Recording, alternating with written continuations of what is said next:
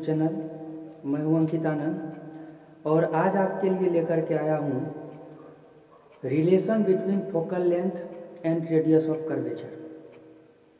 ये जो रिलेशन होता है इसको आज हम लोग प्रूव करेंगे।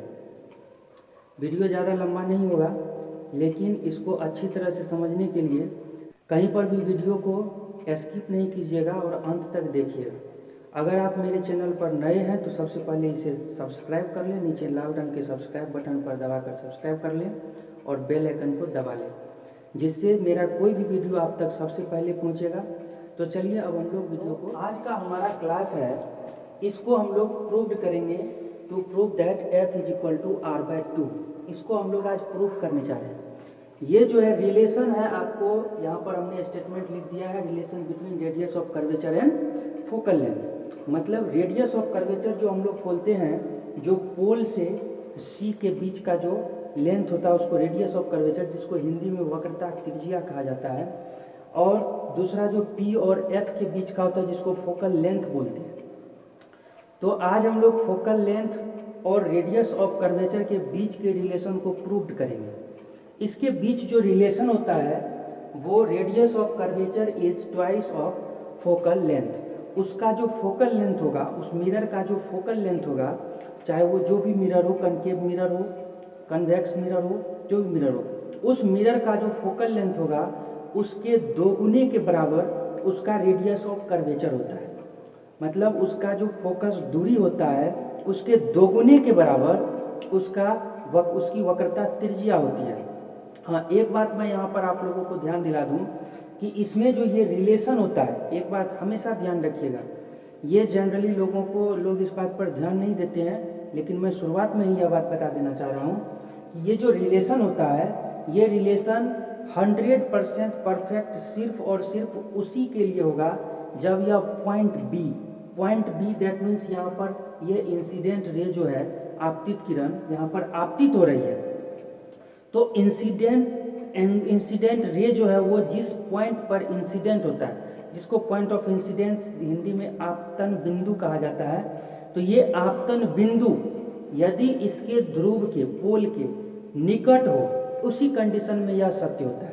अगर इससे काफ़ी दूर हो जाए उस स्थिति में यह रिलेशन उसका सही नहीं होता है, थोड़ा सा उसमें अंतर आ जाता है, उसके वैल्यू में थोड़ा सा अंतर आ जाता है, लेकिन फिर भी लगभग बराबर होते हैं। और जब यह इसके निकट हो, P के निकट हो पॉइंट ऑफ इंसिडेंस, तो ऐसी स्थिति में ये 100% सही निकलता है, सही होता है। तो चलिए इसको प्रूव करने के लिए हम लोग क्या करेंगे। इसको प्रूव करने के लिए हम लोगों को कुछ मैथमेटिक्स के कुछ थ्योरम पर जाना होगा, और साथ ही साथ हम लोगों को यहाँ पर फिजिक्स के भी जो लॉ हैं, यहाँ पर जो रिफ्लेक्शन के लॉ हैं, उस रिफ्लेक्शन पर भी जाना होगा। तो मैं इसको प्रूव करने से पहले थोड़ा सा मैं इस बात का डिस्कस कर दूं। इसके साथ ही जरा ध्यान दीजिएगा, यहाँ पर आप देखिए, एक बात जान लीजिए सबसे पहले कि सी से होकर के अगर कोई भी रे मिरर के ऊपर पड़ता है, कोई भी रे अगर सी से होकर के जा रहा है, तो उस स्थिति में क्या होता है, वो नॉर्मली इंसिडेंट होता है। मतलब वह अभिलंब के तरह आपतित होता है उसमें, और अभिलंब के तरह जब जाएगा, नॉर्मली इंसिडेंट होगा, तो वो सीधे उसी दिशा में मुड़ जाती है। यहाँ पर मैंने एरो से दिखाया है, ये एरो शो कर रहा है कि उस तरफ जा रही है और ये रिटर्न हो गया। यह नॉर्मली इंसिडेंट होता है। तो हम लोग जानते हैं कि जब नॉर्मली इंसिडेंट होगा, ये नॉर्मल हो गया, ये जो है आपको इंसिडेंट रे हो गया और ये रिफ्लेक्टेड रे हो गया।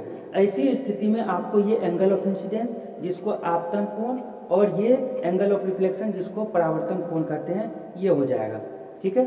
और हम लोग लॉ ऑफ रिफ्लेक्शन से जानते हैं कि ये दोनों इक्वल होंगे। ध्यान दीजिए, ये दोनों इक्वल होंगे, क्योंकि लॉ ऑफ रिफ्लेक्शन जो होता है वो हमको बताता है कि angle I is equal to angle R। मतलब उसका I और R जो है वो बराबर होते हैं। अब देखिए, यहाँ पर हम लोग अब ज्योमेट्री का कौन सा थ्योरम यूज करने जा रहे हैं, उसको भी जरा ध्यान दे दीजिए। ज्योमेट्री के थ्योरम में मैं जो यूज करूँगा, ये आपको एक ट्रायंगल दिख रहा है, आपके सामने एक ट्रायंगल है CB और F। CB और F एक ट्रायंगल है। इस ट्रायंगल में ये ट्रेंगल, इस ट्रेंगल में आप गौर करेंगे कि यहाँ पर आपको जो एंगल आर दिया हुआ है, ये एंगल आर और ये एंगल अगर इक्वल हो जाए, किसी भी ट्रेंगल में अगर दो एंगल इक्वल हो तो उसके सामने के जो दोनों साइड होंगे वो भी इक्वल होते हैं। या इसको उल्टा करके बोले तो अगर किसी भी ट्रेंगल का दो साइड इक्वल है तो उसके इक्वल साइड के जो अपोजिट एंगल होते हैं वो इक्वल होते हैं। ये कैसे इक्वल होगा? ये दोनों पैरेलल है, क्योंकि इस पर हमने ये प्रिंसिपल एक्सिस के एक पैरेलल रे खींचा है। प्रिंसिपल एक्सिस के पैरेलल अगर जा रहा है तो ये दोनों पैरेलल लाइन हो गया, तो इसको हम लोग ट्रांसवर्सल लाइन बोलते हैं, समांतर रेखा और ये तिर्यक रेखा। ऐसी स्थिति में एकांतर कोण, ये अल्टरनेट एंगल जो होता है, ये दोनों इक्वल होते हैं। अब देखिए हमारे सामने यहाँ पर आ गया, दो ज्योमेट्री का थ्योरम हमने यूज किया। एक यूज किया कि दोनों जब पैरेलल लाइन है, दोनों समांतर रेखा है और ये बीच में तिर्यक रेखा है, तो एकांतर कोण जिसको हम लोग अल्टरनेट एंगल बोलते हैं, ये इक्वल होता है। एक थ्योरम हो गया। दूसरा थ्योरम क्या हुआ कि यदि आपका दो एंगल इक्वल हो तो उसके सामने के जो साइड होंगे वो भी इक्वल होंगे। ये दो थ्योरम हमने ज्योमेट्री से यूज किया और एक हमने यहाँ पर यूज किया जिसको लॉ ऑफ रिफ्लेक्शन हम लोग बोलते हैं कि angle I is equal to angle R. इसी तीन चीज के सहारे से हम इसको बहुत आसानी से अभी प्रूव करेंगे हम लोग, और देखिए कितना आसानी से प्रूव हो जाएगा। तो चलिए अब हम लोग इसको प्रूव करना शुरू करते हैं। तो सबसे पहले हम लोग क्या करेंगे, यहाँ पर हम लोग सबसे पहले लेंगे, यहाँ पर नोट कर लें कि C P parallel A B. अब यदि C P parallel A B होगा, ये सी पी जिसको प्रिंसिपल एक्सिस बोलेंगे और ये इंसिडेंट रे अगर पैरेलल होगा तो उस स्थिति में ये ट्रांसवर्सल लाइन होगा। ऐसी स्थिति में हमारे सामने होंगे angle A B C is equal to angle B C F. यहाँ पर आप गौर करेंगे इमेज में A B C, that means ये angle, B C F means ये एंगल, दोनों एंगल इक्वल। इसको मैं यहाँ पर इक्वेशन फर्स्ट लेता हूँ। यहाँ पर हम लोग ले सकते हैं कि angle A B C is equal to angle C B F. इसको आप इक्वेशन 2 ले लें, ठीक है। ये कैसे होगा, यहाँ पर हम जरा इंडिकेट कर दें कि अल्टरनेट एंगल होने के कारण, और यहाँ पर हम लोग इंडिकेट कर देते हैं कि angle I is equal to angle R होने के कारण। यहाँ पर हम इमेज में दिखा दें आपको कि ए बी सी मतलब ये एंगल और सी बी एफ का मतलब ये एंगल। ये दोनों एंगल आपको एंगल और ये जो लॉ ऑफ रिफ्लेक्शन है उस लॉ से ये दोनों इक्वल हो गए और ये अल्टरनेट एंगल होने के कारण इक्वल हो गए। अब जरा हम लोग इक्वेशन फर्स्ट और इक्वेशन 2 को अगर गौर से देखें, from equation first and second, जब हम लोग इक्वेशन फर्स्ट और सेकेंड को गौर से देखें तो यहाँ पर हम लोग पाएंगे कि इसका लेफ्ट साइड सेम है। जब लेफ्ट साइड सेम है और दोनों इक्वल हैं तो एब्सोल्युटली इसके राइट साइड भी सेम ही होंगे। तो हम लोग इसको लिख सकते हैं angle B C F is equal to angle C B F. That means इस एंगल के बराबर ये एंगल। अब हमारे सामने एक ट्रायंगल के दो एंगल इक्वल हो गए। एक ट्रायंगल के ये जो एक ट्रायंगल है BCF, उस ट्रायंगल के ये दो एंगल इक्वल हो गए। अब जब ये दो एंगल इक्वल हो गए हैं तो मैं यहाँ पर लिखता हूँ इन ट्रायंगल BCF। अब BCF ट्रायंगल में चूंकि उसके दो एंगल्स इक्वल हैं इसीलिए हम लोग लिख सकते हैं आपको कि CF is equal to FB। CF is equal to FB, क्योंकि इसके ये दोनों एंगल्स इक्वल हैं तो इसके अपोजिट ये साइड और इसके अपोजिट ये साइड इस ट्रायंगल का इक्वल होगा। तो हम लोग लिख सकते हैं कि CF is equal to FB, CF is equal to FB, ऐसा हम लोग लिख सकते हैं। उसके बाद यहाँ पर एक बात मैंने सबसे पहले बताया कि यह उसी कंडीशन में 100% सही होता है जब point B, that means point of incidence, वह जो है पोल के निकट हो। और जब पोल के निकट होगा तो ऐसी स्थिति में आपको F P is equal to F B होंगे, F P is equal to F B होंगे। तो आगे हम लोग लिखते हैं F B is equal to F P.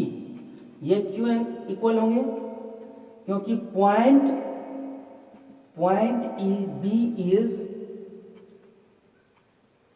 Closure to point P. BP क्या है यह स्पष्ट है, बी पॉइंट ऑफ इंसिडेंस है और पी पोल है। अब देखिए यहां पर आप गौर कीजिए तो हम लोग इसको लिख सकते हैं, इसको अगर आप इक्वेशन 3 और इक्वेशन 4 मान लें तो यहां अगर हम लोग लिखें फ्रॉम इक्वेशन 3 एंड 4, तो आप देखिए एफ बी इक्वल है तो हम लोग C F is equal to F P लिख सकते हैं। जरा यहाँ चले आइए, C F is equal to F P, C F is equal to F P. अब सी एफ और एफ पी इक्वल हो गए। अब हमारे सामने ये प्रूव हो गया कि सी एफ और एफ पी इक्वल है। जब सी एफ और एफ पी इक्वल है तो अब हम लोग यहाँ पर लिख सकते हैं पूरा का पूरा, अगर हम लोग लिखें therefore P C is equal to P C, ये पूरा अगर लेते हैं यहाँ से पी सी, तो P C is equal to P F plus F C, तो P C is equal to P F plus F C, ऐसा लिख सकते हैं।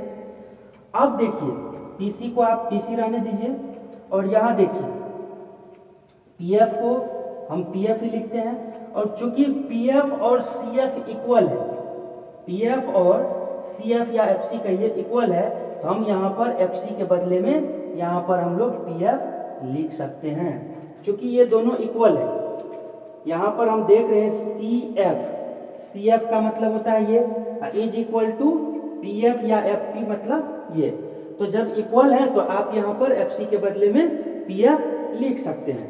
अब आप लोग थोड़ा नीचे नोट कीजिएगा, मैं साइड में यहाँ लिख रहा हूँ। अब हम लोग इसको लिख सकते हैं P C is equal to 2pf, P C is equal to 2pf। अब जरा गौर कीजिए कि पी सी को हम लोग क्या बोलते हैं? पी सी को हम लोग रेडियस ऑफ कर्वेचर बोलते हैं, रेडियस ऑफ कर्वेचर r, और 2pf को क्या बोलते हैं? फोकल लेंथ बोलते हैं। तो f r is equal to 2f, इसी को हम लोग लिख सकते हैं f is equal to r/2। यही हमें प्रूव करना था। तो इस तरह से आप लोगों ने देखा कितना सिंपल वे में ये प्रूव हो गया। थोड़ा सा इसको फिर से रिपीट कर दे रहा हूँ ताकि आप लोगों को याद हो जाए ये बात कि इसमें करना क्या है। बहुत सिंपल है, मेमोरी में याद रखना थोड़ा मुश्किल होता है लोगों को, तो बस मैं 2-3 बातों को बोलने जा रहा हूँ, एकदम क्लियर हो जाएगा। बस इतनी सी बात को ध्यान में रखना है कि देखिए चूंकि पैरेलल है और ये ट्रांसवर्स है तो इस वजह से आपको अल्टरनेट एंगल इक्वल हो जाएंगे। अब दूसरी बात क्या है? दूसरी बात ध्यान में ये रखना है कि चूंकि ये आपको नॉर्मली इंसिडेंट हो रहा है, ये नॉर्मल है, तो ऐसी स्थिति में angle of incidence is equal to angle of reflection हो जाएंगे। उसके बाद देखिए आपको ये अल्टरनेट एंगल से इक्वल और ये लॉ ऑफ रिफ्लेक्शन से इक्वल, तो ऑलरेडी ये दोनों इक्वल, और जब ये दोनों इक्वल हो गए तो डेफिनेटली इसके साइड भी इक्वल हो जाएंगे। बस इसी पॉइंट्स को ध्यान में रखना है और इजीली आपको ये प्रूव्ड हो जाएगा। बहुत आसानी से आप लोग इसको समझ गए।